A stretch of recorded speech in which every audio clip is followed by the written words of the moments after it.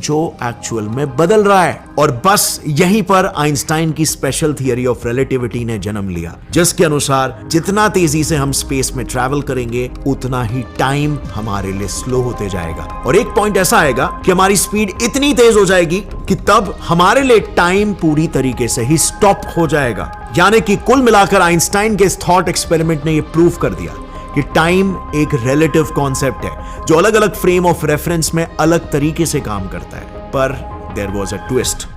आप देख सकते हो कि ये अपने आप में ही कितनी आयरॉनिक बात है, क्योंकि यूजुअली किसी भी चीज का जनरल वर्जन पहले आता है और फिर उसके बाद उसका स्पेशल वर्जन आता है। लेकिन ये शायद इकलौती ऐसी थियरी है जहां पर स्पेशल वर्जन की वजह से उसका जनरल वर्जन आया हो। अब सवाल यह आता है कि आखिर आइंस्टाइन की स्पेशल थियरी ऑफ रिलेटिविटी से जनरल थियरी ऑफ रिलेटिविटी कैसे बनी। 1905 में आइंस्टाइन ने अपने स्पेशल थियरी ऑफ रिलेटिविटी को पब्लिश कर दिया था, लेकिन वो खुद अपनी थियरी से पूरी तरीके से संतुष्ट नहीं थे, क्योंकि उनकी बनाई स्पेशल रिलेटिविटी थियरी ये तो बता रही थी कि लाइट के स्पीड पर टाइम स्टॉप होगा, लेकिन ऐसा क्यों होगा इसके पीछे का मैकेनिज्म एक्सप्लेन नहीं कर पा रही थी। यानी कि आइंस्टाइन भी उसी दुविधा से गुजर रहे थे जिससे 200 साल पहले न्यूटन गुजरे थे। उनकी थियरी में भी कुछ ऐसे ऑब्जर्वेशंस थे जो वो पूरी तरीके से एक्सप्लेन नहीं कर पा रहे थे कि उसका रीजन, उसका ओरिजिन क्या है। जैसे न्यूटन ग्रेविटी पैदा कैसे होती है ये एक्सप्लेन नहीं कर पा रहे थे।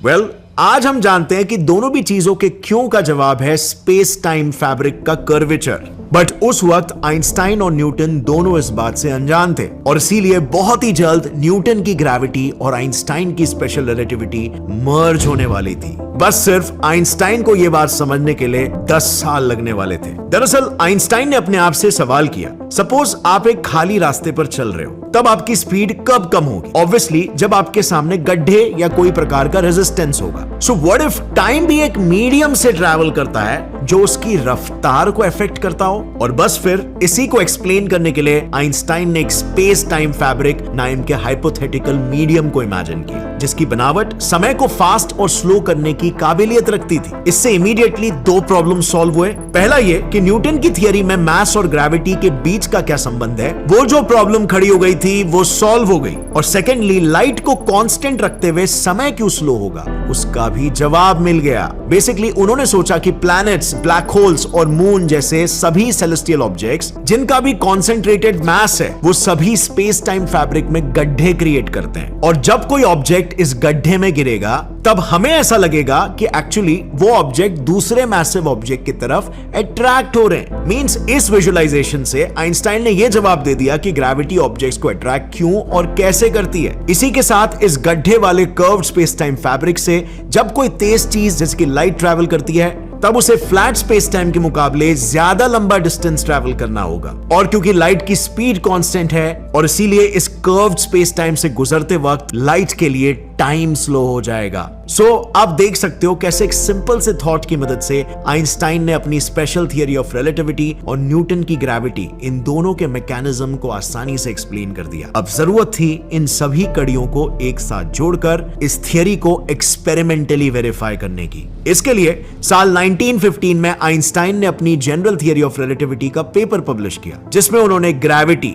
लाइट और स्पेस टाइम के आपस के कनेक्शन को मैथमेटिकली प्रूव किया। लेकिन मे भी आपको यह पता नहीं होगा, मैथमेटिकल प्रूफ्स के साथ साथ आइंस्टाइन ने सक्सेसफुली जीटीआर थियरी को एक्सपेरिमेंटली भी प्रूव किया। उन्होंने जनरल रिलेटिविटी की मदद से एक ऐसे बड़े प्रॉब्लम का सॉल्यूशन निकाला जो पिछले 200 सालों से कोई साइंटिस्ट सॉल्व नहीं कर पाया था। सो बात ऐसी है कि जब न्यूटन की ग्रेविटेशनल थियरी सोलर सिस्टम के प्लैनेट्स पर अप्लाई की गई तब न्यूटन ने देखा कि उनकी थियरी बाकी सभी प्लैनेट्स के ऑर्बिट को एक्यूरेटली प्रेडिक्ट कर रही थी एक्सेप्ट फॉर मर्क्यूरी। क्योंकि जब एस्ट्रोनॉमर्स ने मर्क्यूरी को ऑब्जर्व किया तब उन्होंने देखा कि मर्क्यूरी का ऑर्बिट हर 100 सालों में एक स्पेसिफिक एंगल से टिल्ट हो रहा है। लेकिन न्यूटन के कैलकुलेशंस में ऐसा कोई भी टिल्ट प्रेडिक्ट नहीं किया गया था। यानी कि क्लियरली मर्क्यूरी के केस में न्यूटन के प्रेडिक्टेड रिजल्ट्स उसके ऑब्जर्व्ड रिजल्ट से मैच नहीं हो रहे थे। अब इस प्रॉब्लम को कई साइंटिस्टों ने सॉल्व करने की बहुत कोशिश की, लेकिन वो सभी फेल हो रहे थे। अब ऐसे में जब आइंस्टाइन ने फिर मर्क्यूरी के ऑर्बिट पर अपने जनरल थियरी ऑफ रिलेटिविटी के प्रिंसिपल्स और इक्वेशंस अप्लाई किए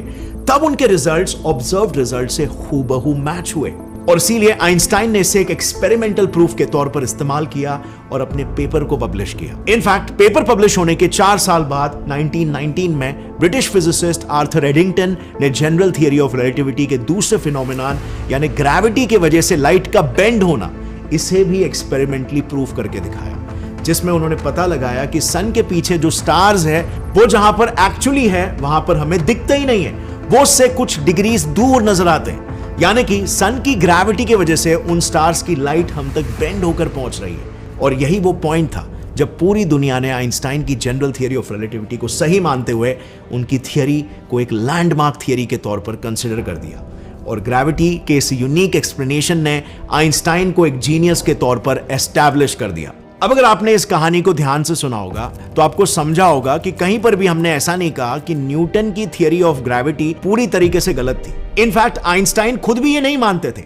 जस्ट सिर्फ पॉइंट ये था कि न्यूटन की theory limited area of operation रखती थी और उस एरिया के बाहर के ऑब्जर्वेशंस को ठीक तरीके से प्रेडिक्ट नहीं कर पा रही थी। उनकी थियरी में कई मिसिंग लिंक्स थे जिसे आइंस्टाइन ने आइडेंटिफाई किया और अपनी न्यू एंड अपडेटेड थियरी से सॉल्व किया और अपने एरिया ऑफ एप्लीकेशन को बढ़ा दिया। एंड इन माय ओपिनियन यही आइंस्टाइन को दूसरे साइंटिस्टों से अलग बनाता है।